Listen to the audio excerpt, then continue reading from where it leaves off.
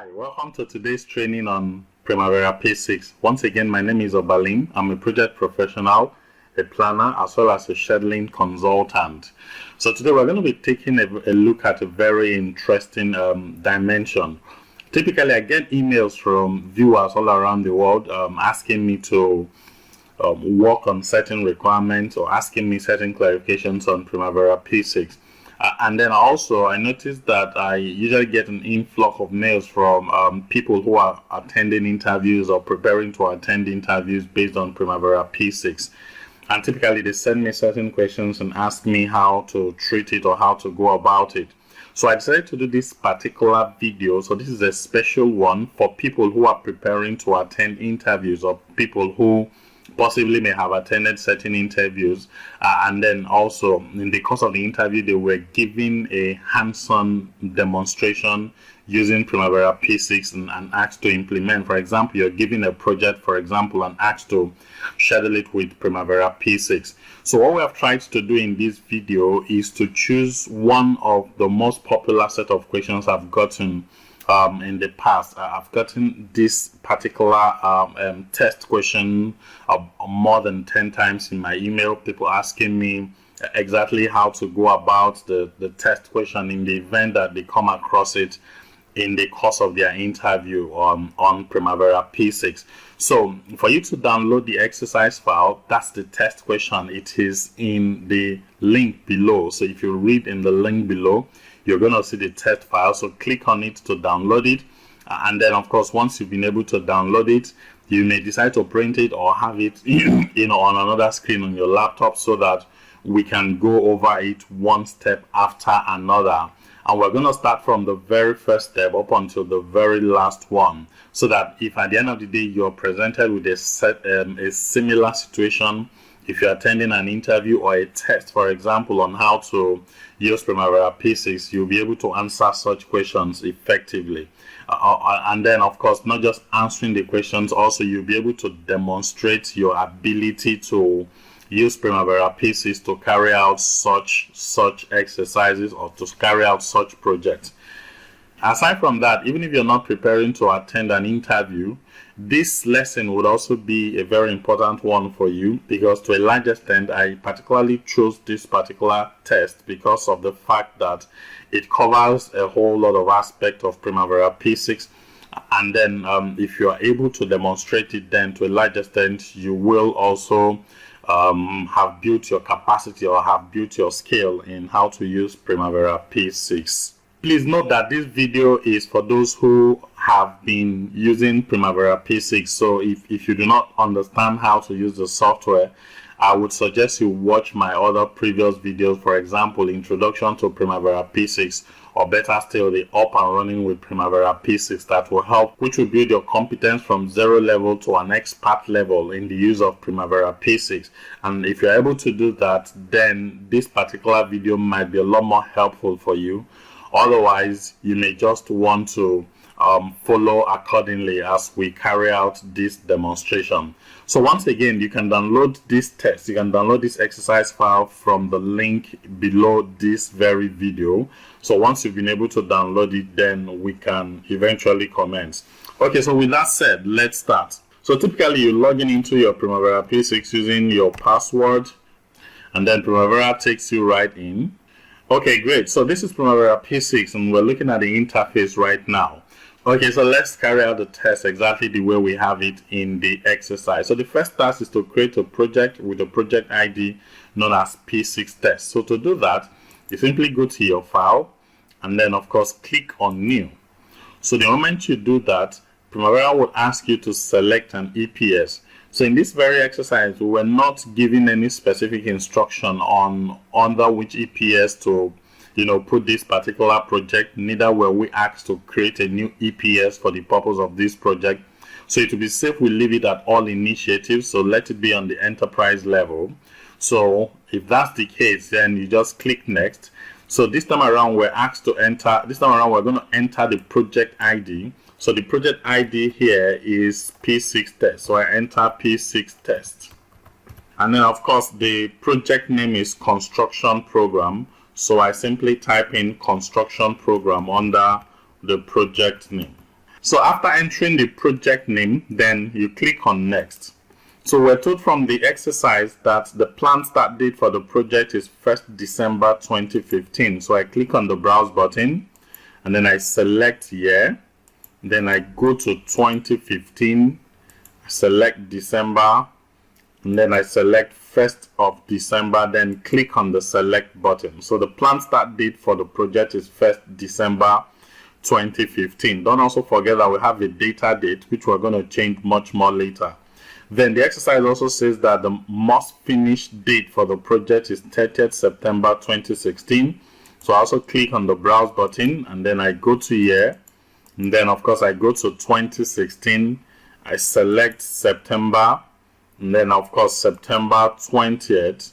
And then I click on the select button. So this is the must finish date for the project, which is 20th September 2016. And then of course you can click on next. And the responsible manager, we're going to leave it at enterprise, since we're not giving any instruction as to responsible manager. I also click on next. The rate type, we're going to also leave it at the standard rate, since we're also not giving any clear-cut instruction on the rate type.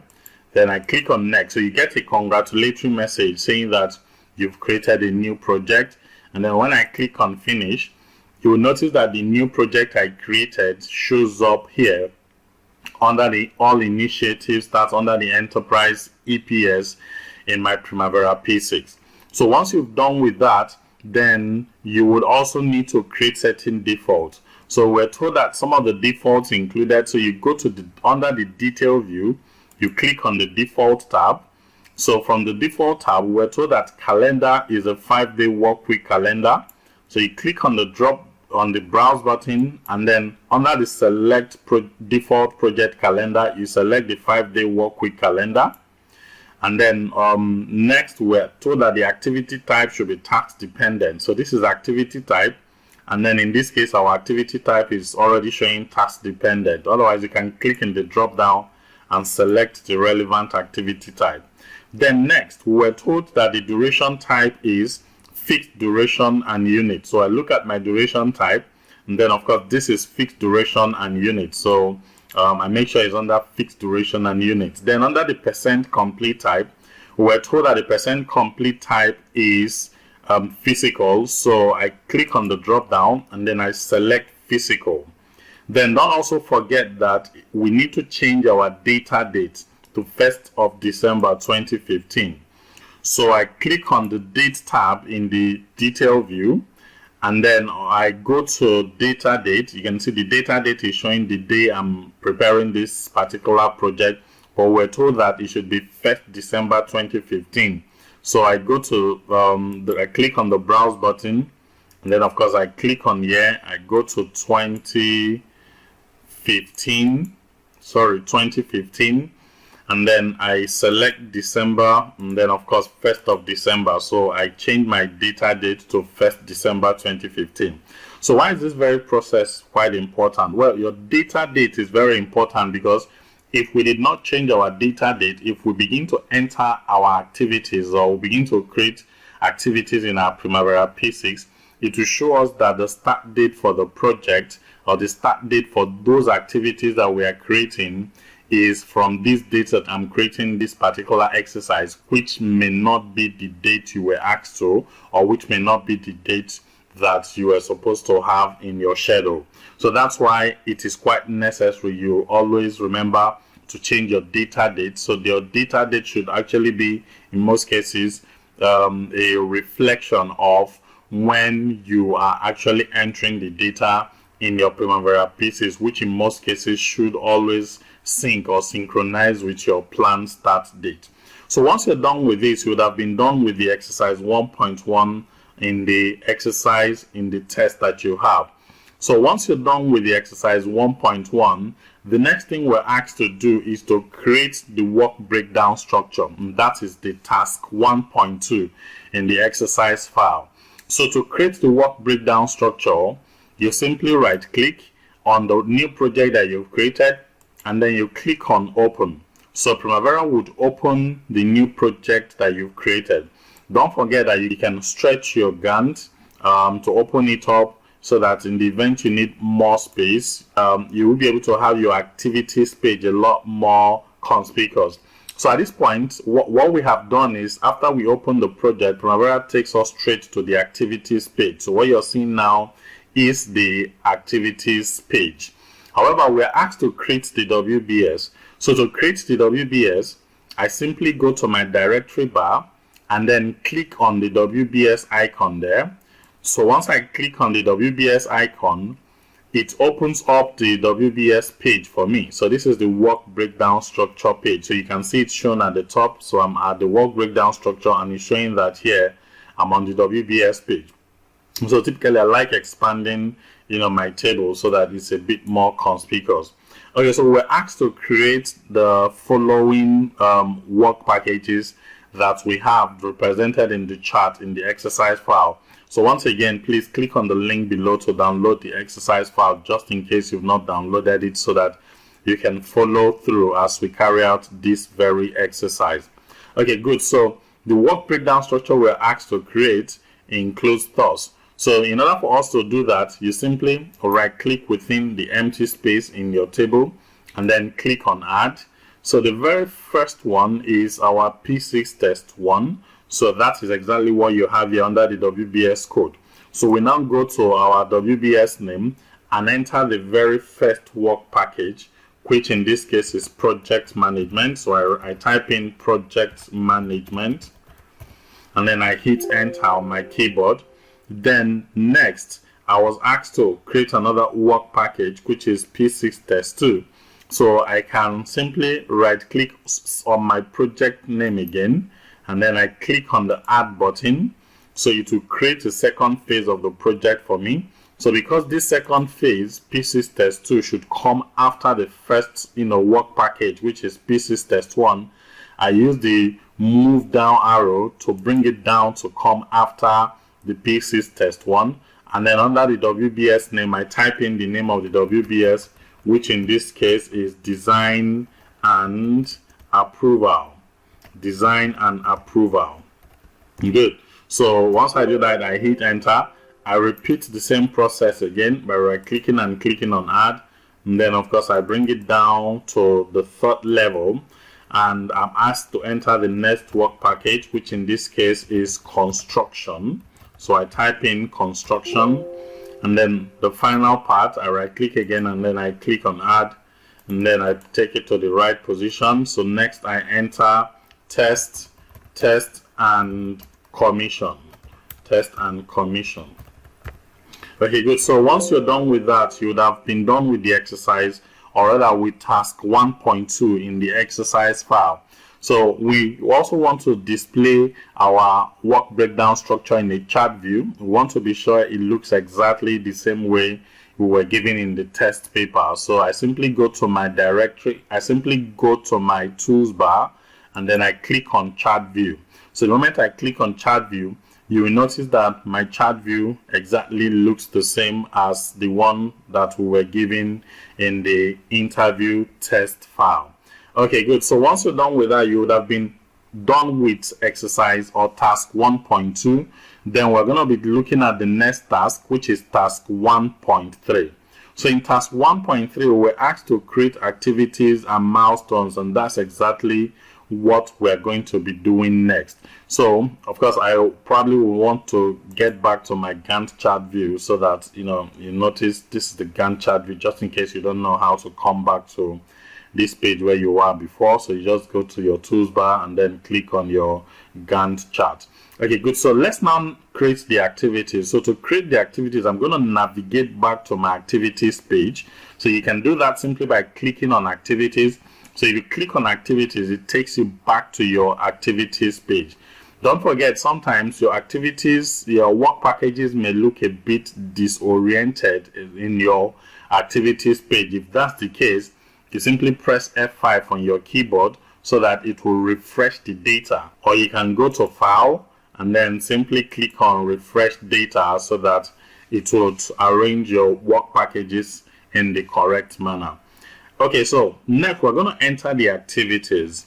And to do that, under the very first work package, Okay, let's. Under the very first work package, which is P6 Test 1, we're asked to enter 2 activities. One is contract award, and then the second one is system definition.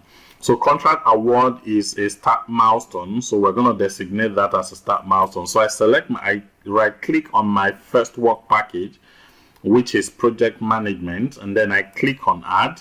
So I type in the very first activity in this case, which is contract award.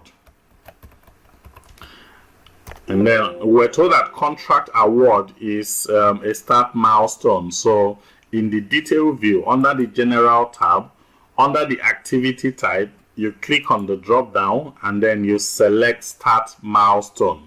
Okay, so once you've done that, you would have been able to carry out the very first function there. Now, don't forget that we were told that the activity ID is 100. So I also change my activity ID to 100. The next is activity 200. So I right click on the last activity I entered in that work package, and then I click on add again. So I change the activity ID to 200, and then of course the activity name is system definition. So I type in system definition, and we're told that the duration for system definition is 40 days. So under the original duration, I change it to 40. So this shows that this is a 40-day duration task. So next is for the second work package, which is P6 Test 2 work package. And here we have 3 activities here. So I can right click and click on add and do that 3 times so that it gives me space to enter these activities. Okay, good. Now the first one is activity 300. So under the activity ID, I type in 300 there, and then that activity is detailed design. So I type in detailed design.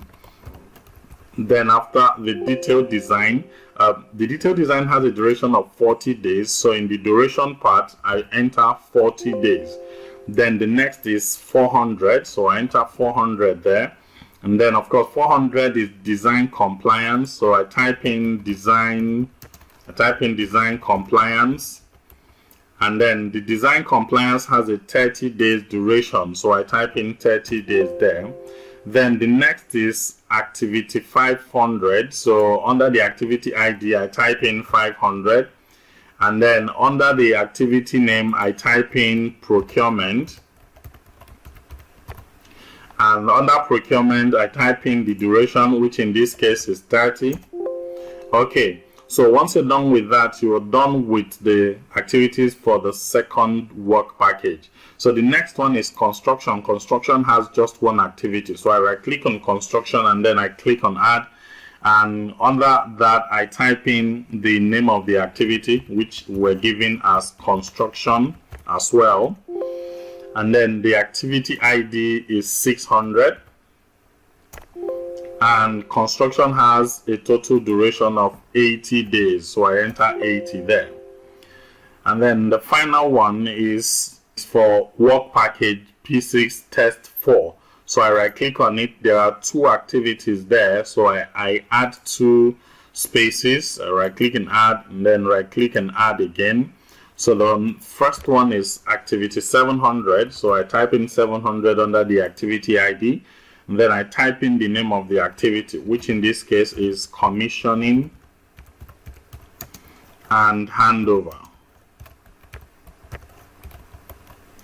So this activity has a 30 days duration. So under the original duration, I enter 30. And the final activity is project completion. So I type in project completion. And we're told that this is a finished milestone. So once again, I go to my activity type, I click on the drop down, and this time around I select finish milestone. And then I enter the activity ID, which is 800. And then you click on enter. Okay, good. So one key thing you may have noticed about the milestone activities, the milestones, which includes activities 100 and activities 800, is the fact that they have 0 duration.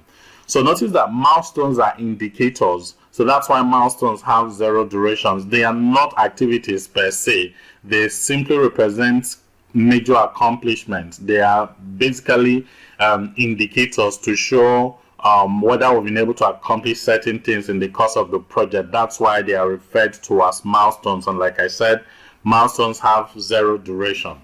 So if you want to display your Gantt, you simply double click in your Gantt, and then you're going to see your Gantt chart, show up. And like I said earlier on, you can notice from what we have done so far that our contract award, which is a milestone, you can see the icon here showing as a stone. Let me turn off the progress line so that it's a bit more conspicuous. Okay, good. So you can notice my milestone looking like a stone, like you're seeing it in the Gantt. Also for activity 800, it's exactly the same thing. Okay, so once you're done with that, essentially you would have been able to complete the task 1.3 that you have in your exercise file. So the next is task 1.4. Under task 1.4, we're asked to add the following relationships. So we're going to be creating the relationships as captured in the table in the exercise file. So to create the relationship, typically I like creating my relationship using the relationship tab in the detail view. So if I take a look at my detail view at the moment, I do not have relationship tab there. So I may want to add my relationships tab. So I simply right click on any of the tabs in my detail view. Then I click on customize activity details. Usually I like adding everything here. There are really not so much columns. So I just click on the double arrow. So it adds all the columns, all the tabs that you have in the detail view. Then I click on apply and then okay. Okay, so notice that all the tabs get displayed. So next I go to my relationships tab and then click within my relationships tab. So the first activity we were asked to create a relationship on is activity 100. So in my table, I make sure I'm clicking on activity 100, which is exactly what I am clicking at this moment. So we're told that the successor for that activity is 200. That's activity 200 with a start-to-start relationship. So I come to the successors part of my relationships tab in my detail view, and then I click on the assign button below. So when I click on the assign button, the assign successors window pops up. Typically, I like dragging it down to this part of my screen so it doesn't obstruct the relationships I'm trying to create. And then I also like making it a bit more conspicuous so you can click and then expand so it's a bit more conspicuous. Okay, great. So notice that what you have in the table, the same set of activities, is also what's displaying in under the assign successors window. So first of all, remember we are creating a successor for activity 100. So I click on activity 100. It's already clicked on in my table. And then I come to the assign successors window and select activity 200. And then I click on the assign button. So once you do that, let me shift this up a bit. You will notice that under the successor for activity 100, you're now seeing activity 200. Now don't forget that from the table in the exercise file, we're told that it has a start-to-start relationship. So under the relationship type, I click on the drop down and then I select start to start. So you notice that P6 creates the relationship for me as a start to start relationship. Okay, next is activity 200. So I select activity 200 from my table, and I was told that activity 200 has a successor as activity 300, also with a start to start relationship. So in the assign successor window, I click on activity 300, and then of course typically I click on assign. So notice that it also assigns activity 300 as a successor to activity 200. Also, part of the things you may notice here is that if, remember we created, we said that activity 100 has activity 200 as a successor. It therefore also means that activity 200 has activity 100 as its predecessor. So that's why under the predecessors part of my relationships tab in the detail view, for this activity 200, you'll notice that activity 100 is showing as the predecessor. That is the one that comes before it. Okay, so back to the successor which I am creating, that for activity 200. Remember we said the successor from the exercise we were given is activity 300, which is what we have just done, and then also has a start to start relationship. So I changed my relationship type to start, and then this time around we're told that it has 20 days lag. So under the lag, I now type in 20 and then I hit on enter.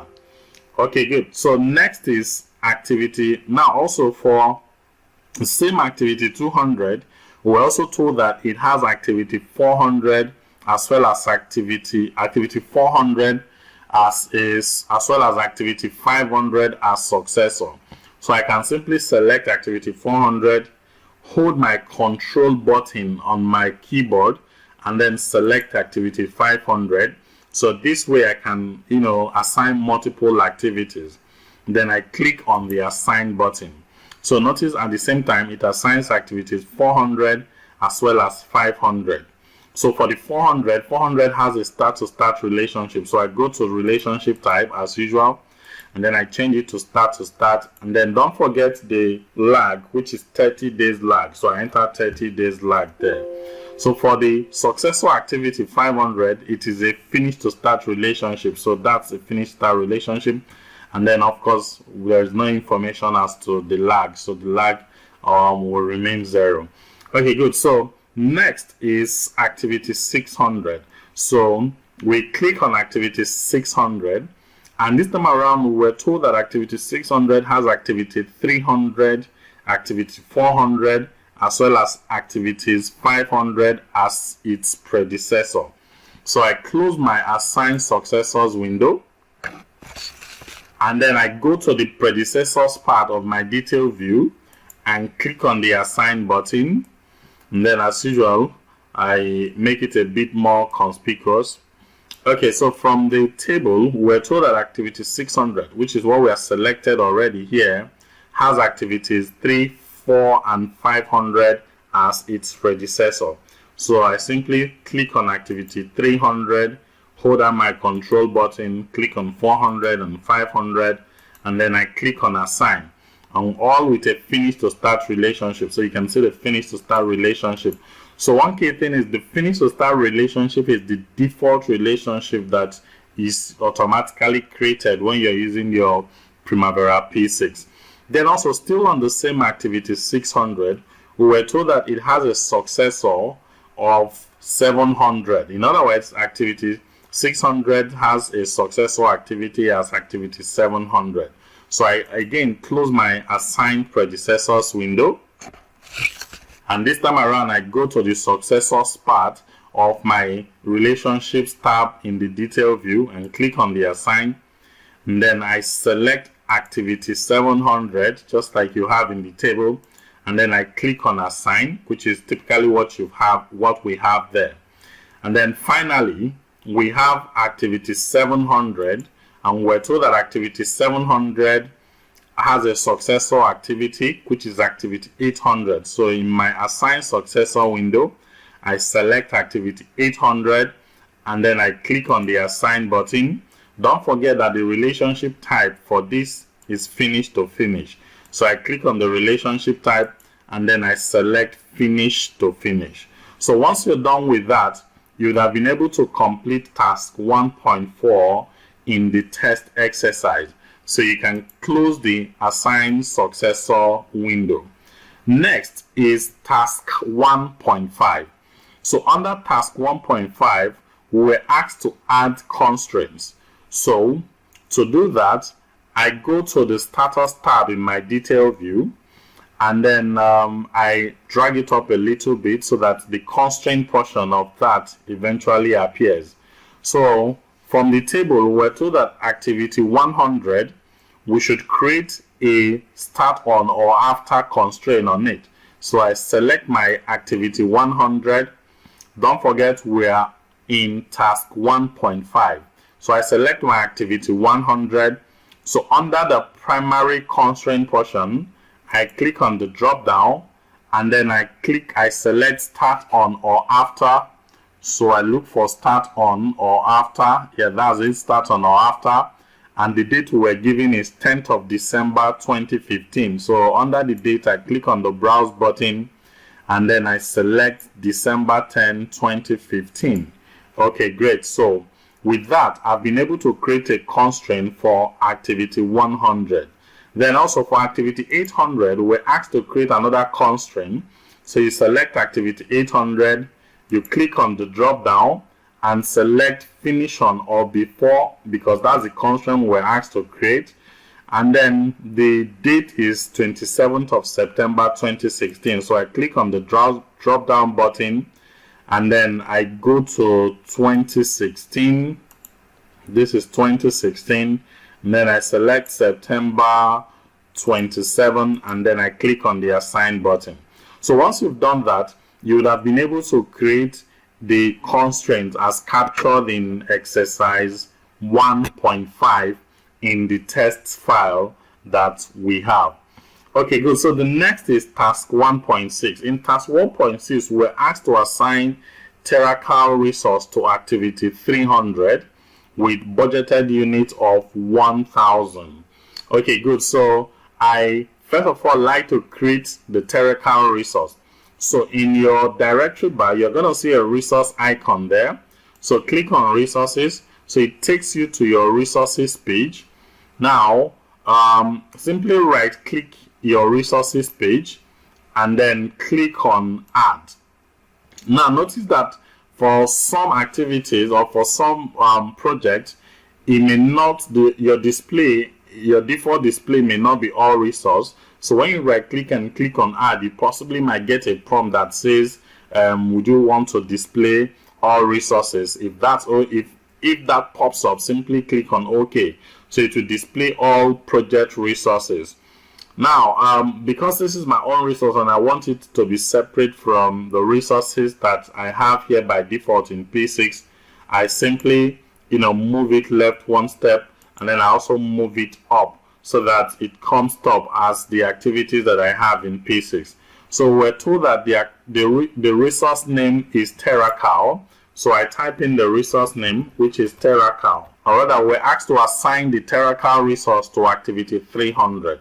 So once I've been able to create the TerraCal resource, I navigate back to my activities page. So once I'm on my activities page, I select activity 300. In my detail view, I click on resources. Then below in the left hand portion, I click on add resources, and from the assign resources window that pops up, I select the TerraCal resource and then I click on assign. Part of the reason why I had my TerraCal resource come up first is that it saves you time, especially time in searching for your resources and all of that, because there are lots of resources that come sometimes if you have the default project installed in your P6 or you've had other resources created before. So this is one way to distinguish your resource. So I select my TerraCal resource and then I click on assign. So the moment you do that, you notice that your TerraCal resource gets assigned to your activity 300. Now we're told that the budgeted unit for our TerraCal resource is 1,000. So under the budgeted unit, I change it to 1,000. Okay, great. So that means my budgeted units have now been changed to 1,000, and that's exactly what we were asked to do in that very exercise. So once you're done with that, you would have been able to complete task 1.6. So you can close the assign resources window. So next we move to task 1.7 in the test file. So under task 1.7, we're asked to design the following layout. So first of all, we are going to have to group by WBS. So to do that, you simply go to your tools bar and select group and sort by. And then under the group and sort by, you're going to see group by there. So make you click in the drop down and make sure you select WBS, which in this case is what is selected. And then you now click on OK. Then you click on apply and then OK. So next we were asked to sort by activity ID. This is pretty straightforward. So you can simply click on the activity ID column. Make sure that this small icon that looks like an arrow is pointing downwards. So that is how you know the column. That's how you know the column upon which your activities are sorted. So this is quite important. For example, any column I click on, it will sort according to that column. You can see when I click on remaining duration, it sorts according to remaining duration. So notice that my sorting changes here. And then if I go back and click on the activity ID column, it sorts according to my activity ID, which is what I've done exactly. So make sure that the arrow is pointing downwards as I described earlier on. Then we're also told that the column should be in the following order: activity ID first, which is what we have here. So we have activity ID first, and then followed by activity name, which is also correct. That's what I have here. Then the next should be start. So in my own case, start is here. So in order to make start the next column, I simply click on it and then I drag it to after original duration. So you can see my start column comes next now after my activity name. Then next is finish. So I also click on the finish column and then I also put it directly after original duration. So that arranges it in that order. So after finish, we have original duration, which is exactly what we have here, original duration. And then the next column should be remaining duration, which is also what we have there. And then the next column should be total float. So I select total float and then I also drag it to the left. And then the next column should be physical percent complete. So what I have here is scheduled percent complete. So I may want to remove the scheduled percent complete and change it to physical percent complete. So to do that, I right click on that particular column.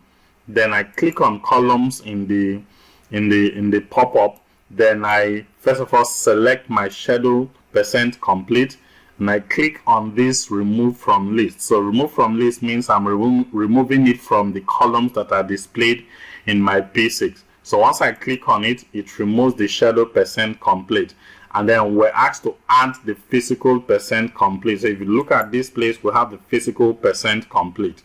Now don't forget that if your physical percent complete is not showing just exactly like mine is showing, you can simply go to available options and click on find, then type in physical percent complete. Then hit enter. So once you do it, to select the physical percent complete, then you can close this window. So you can add it to the list by clicking on add to the list. Then don't forget, it has to come after total float. So that's the essence of this move up and down arrows. So for example, if you have it somewhere here, you can simply use the move down arrow to have it after your total float. So you can click on apply and then you click on OK. So you notice that the physical percent complete column disappears, or rather appears in our table. So notice that one thing may have changed. Your sorting may have changed based on the fact that we've been clicking and dragging these columns around. So also make sure that your activities are sorted according to activity ID so that you don't miss the initial step which we were asked to perform earlier on. So again, you'll sort according to activity ID. Make sure the arrow is pointing downwards. Then we're asked to retitle some of our columns. So we're asked to retitle the original duration column to OD and then also the remaining duration column to RD. So once again, I right click and then I click on columns. So I select the original duration column, then I click on edit column. So I delete whatever I have there and type in OD, that is for original duration. Then I click on OK. Then for the remaining duration, I also do same. I remove whatever I have there and then I enter RD there. And then as well, I click on OK. So, and then I click on apply and OK. So if you notice, my original duration column changes to OD. And then my remaining duration column changes to RD, which is in line with the test instruction. So once you've been able to do that, you'd have done task 1.7 in your exercise file. Another activity 1.8, we were asked to schedule and view the schedule log. So to do that, you click on the schedule icon in the tools bar. So once you click on the schedule icon in the tools bar, first of all, check log to file. So once you've checked the log to file, then you can click on this browse button and select where you want to save it on your laptop. And then first of all, you schedule. So once you schedule, it will schedule your activities. Then you can now go back to schedule again and ensure that your log to file is checked. Then you can click on the view log. So when you click on the view log, it shows you your log content. So you can see the project, which is the P6 test project.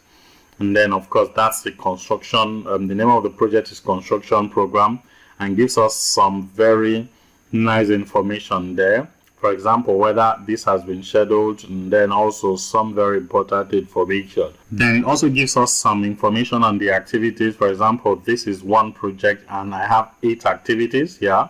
There are 8 activities in total here. And then also 8 of the activities have not yet started, none is in progress, none has been completed, and we created a total of 9 relationships. And don't forget, we have 2 activities that we assign constraint to. That's activity 100 and activity 800. If you were following our instructions one after the other, notice that we performed these very activities. Then also shows us, activities without predecessors, and then also activities without successors. This is the activity 100. That's the very first activity. Obviously, there won't be any predecessor, and this is the last activity. And this is the last activity, which is activity 800, and then also there won't necessarily be any successor. So we don't have any activity out of sequence and all of that. So this is essentially what the P6 or rather what the schedule log does for you and the information it gives you. So as usual, you can also decide to save your schedule log at any portion in your P6. Okay, good. So I can simply click on file and then save as, and then of course I save it with my name, which is Obalin, and then I click on save. Okay, good. So the schedule log has been saved, and then you can close this window, and again you can click on the schedule icon. Okay, good. So that's exactly what the task 1.8 here talks about. Then next, we're asked to create a baseline using the current project as follows. So under the project type, under the baseline type, we're asked that it should be initial planning baseline. So this is task 1.9 in our exercise. So to create the baseline, we simply go to the project menu and you click on maintain baselines. So the maintain baseline window pops up. Then you click on the add button. It will give you to add a new baseline. What would you like to do? Save a copy of the current project as a new baseline. So you click on OK. So Primavera would create the new baseline for you, which is construction program B1. That is the baseline that has been created. Now we're asked that this particular baseline under the baseline type, should be initial planning baseline. So I click on under the baseline type, I click on the drop down, and then I select initial planning baseline. And then of course, once you've done that, you've been able to create the baseline, then you can click on close. So next is to assign the baseline. So we go back again to the project menu, and this time around we click on assign baseline.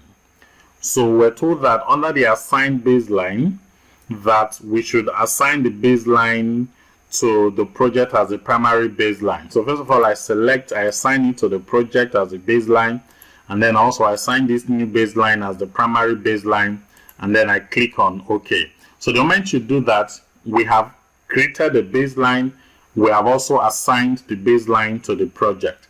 Next, we're now going to do the third task there. That is still on task 1.9, which is to display the baseline in our Gantt. So to display the current baseline in our Gantt chart, simply right click in your Gantt chart, then click on bars. So in the bars window that pops up, check primary baseline, and then also check baseline milestone, and then click on apply, and then click on OK. So if you notice, the baseline bars appear on my Gantt chart. That's the yellow bar that you see underneath the green bars that you're seeing in my Gantt chart. So that's exactly how to display your baseline. So if you'd finished that, you would have, So once you're done with that, then you're done with task 1.9. Next is task 1.10. So task 1.10 asks us to status our project using the following data. So once again, we go to the tools bar and click on the status tab. We were asked to status it as using data dates for 30th of January 2016. So I click on my browse button, and then I go to year, and then I move to 2016 January 30th. Select it, and then I schedule. So the moment I do that, it schedules based on the new information that we have. So you can see that activities here now show all red, meaning that these are activities on the critical part. And if you check my total float column, you can see that the activities all have negative float, which indicates that typically we're going to need more days to be able to do this. That's exactly what we're saying. So when we schedule based on the new date we were given, what that simply means is that as at that new date, which in this case is 30th of January 2016, work has not started. So that's why you see all of those and time is going. So that's why you see as time is being spent, work is not being done. Most of the activities become critical, and then you begin to lose time. And that's why you're seeing the minus as part of your total float. Okay, so we were also asked that the start milestone, we're now asked to report actual. So for start milestone, we're told that the actual start date for start milestone, which is activity 100, is 24th January 2016. So I select activity 100, then I come to my status tab, and then I check started. Now, the moment you check started, notice that finish also gets checked. The reason is because this is an activity on the critical. This is a milestone task with 0 duration. So that means once you start it, it gets finished automatically. So the started date is 24th of January 2016. So I click on the browse button, and then I go to January 24th, and then of course I select start. Okay, good. Then activity 200, I select activity 200. The start date is 29 January 2016. So I check started, and then I also choose the date. So I change the date to January 29th, and then I click on select. Okay, good. So once I do that, I've also determined the start date for that activity. So we're told that the remaining duration is 35, and our physical percentage complete is 10. So under my physical percent complete, I enter 10 there, and then under the remaining duration, I enter 35 as was given in the instruction. And then okay, good. So once you do that, you would have been able to perform task 1.10. So next we're in task 1.11. We're asked to status the project using the above data date, and then analyze the schedule and provide the information that you have in the table below. So again, we click on schedule. The above data date is 30th of January 2016. So we leave it at 30th of January 2016, and then we click on schedule again. Okay, good. So that means we've been able to perform that instruction. So we're now asked to provide the following information. One is new forecast complete date. Then of course activities on the critical part total float. Then also identify budgeted unit for activity 300, and they also identify activities on the critical part from the schedule log. Okay, good. So the first one is new forecast completed date. So if we take a look at the finished date for this very project now, based on what we have so far, the new forecast completed date is 30th of September 2016. So under the answer portion, you simply enter 30th September 2016. You can also navigate back to your project window, and then select the project, which is the P6 test, then go to date. Then you're going to see finish, which is 30th of September 2016, and that's exactly what the new forecast completion date for the project would be. Okay, so let's go back to activities. Okay, so next we were asked to determine the critical path total float value. So for what we have here, notice that we have -9. -9 is the critical path total float value. That's exactly what you have here, so you can simply enter it as part of your answer. Then next, we're asked to identify budgeted unit for activity 300 on Friday, 11th March. Okay, so to do that, you simply go to resource assignments, then you select the activity, which is theoretical resource. So we're asked as at Friday, 11th of March 2016. Okay, so I might want to change my time scale. So I select time scale, then I select quarter/month, and then I click on apply. Okay, good. So I click on OK. All right, so this shows us the budgeted units for this very resource, which is theoretical resource. That's for March 2016. So this is March 2016. So if I change my time scale once more to week/day, and I click on apply, so I go to March 2016.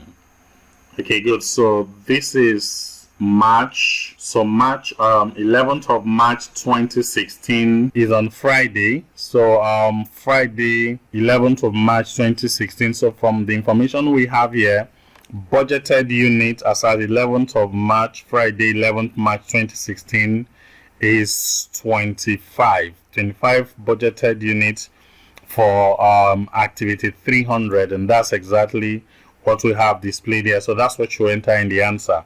So next, we're asked to identify activities on the critical path from the schedule log. So I navigate back to my activities. Okay, so from my activities page, I click on the schedule icon once again, and then make sure you check the schedule log.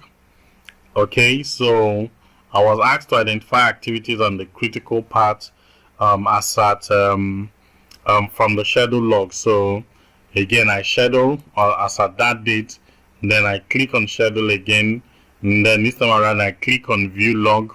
So activities on the critical path from the log shows us that let's scroll down to critical path. Okay, so from the schedule log, if you take a look at the exceptions part of our schedule log, you're going to see critical activities. So you can see that from here we have 7 activities on the critical path, and the activities on the critical path are what you have listed here, from activities 200, 3, 4, 5, 6, 700, as well as 800. So all of these are the activities on the critical path. So you can write it out, activities in the answer column, activities 200, 300, 400, 500, 600, 700, and then 800. Those are the activities on the critical path.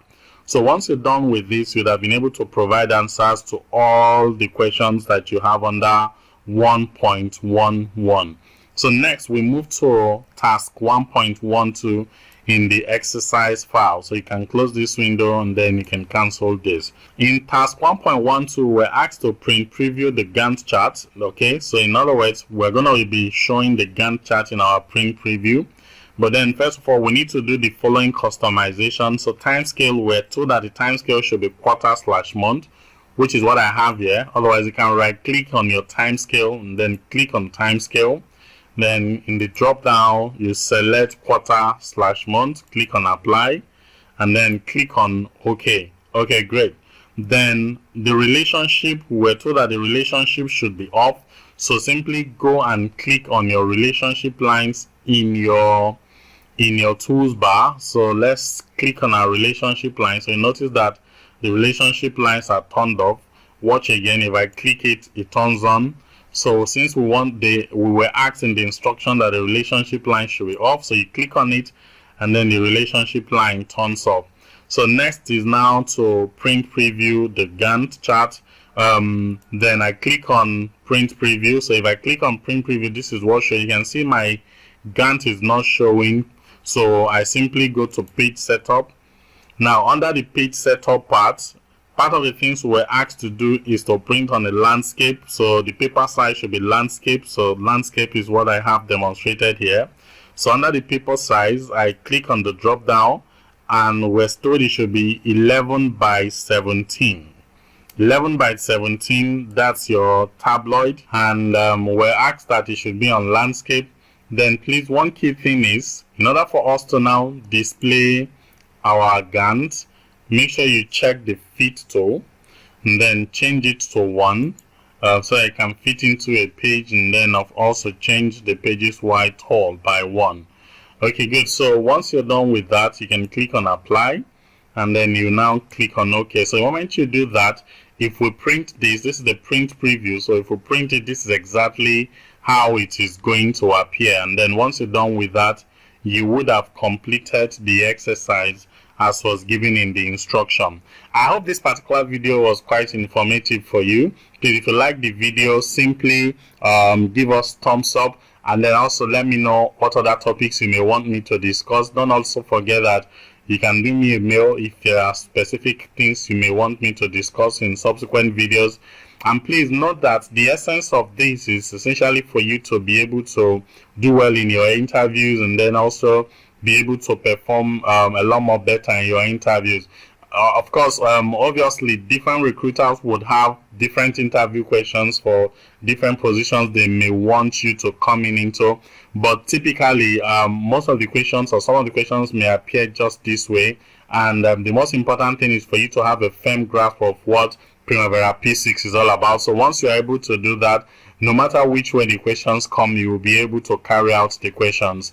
Okay, thank you so much for watching. I'd like to subscribe to these YouTube videos for other much more interesting videos, and I'll see you in the next video. I wish you success in your future career. All right, thank you.